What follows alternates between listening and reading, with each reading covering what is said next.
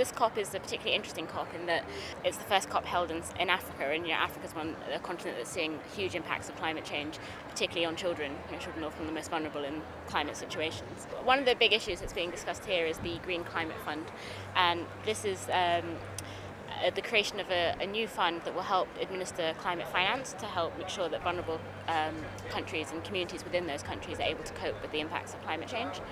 So that fund is being negotiated, one of the big issues on the agenda here, and how that links to what UNICEF does is that we know that children are the most vulnerable to climate change, and we know that they're feeling the impacts more than ever, increasing natural disasters or food crisis, and the growing threat of changing health, disease prevention.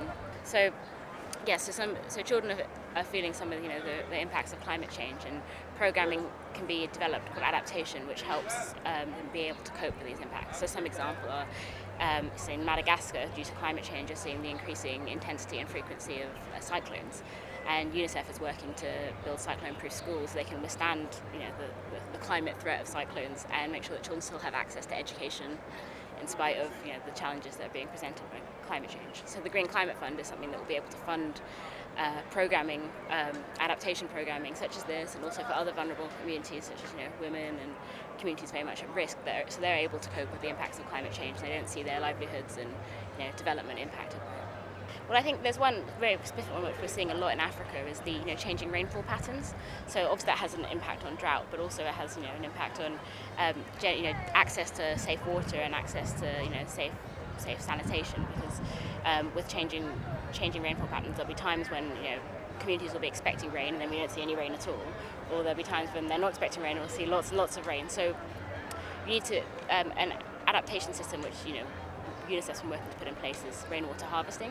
So that means that when there's heavy periods of rain, perhaps unexpectedly heavy, you can gather that water and store it in a tank, and process it so it's clean, and then you can keep using that water in the periods of less rain and infrequent rain, so that children are able to have a clean source of water, and has knock-on effects on wash and hygiene as well. So there's two levels to addressing climate change. You have the really the high level, which is being negotiated here, and then you have the things that can be done at the community level and local action that can help find climate solutions. So there's no need for the community action to stop while this is going on. Everything should continue going on. So some of the young people who have been here today from South Africa have been talking about some of the education they've been doing amongst their peers in school, so educating others about the risks of climate change and what using energy efficiently and what kind of things can be done at community level. And I think that's hugely important, and that kind of leadership from young people in communities is important. But it's also important there's a strong message from policymakers here saying that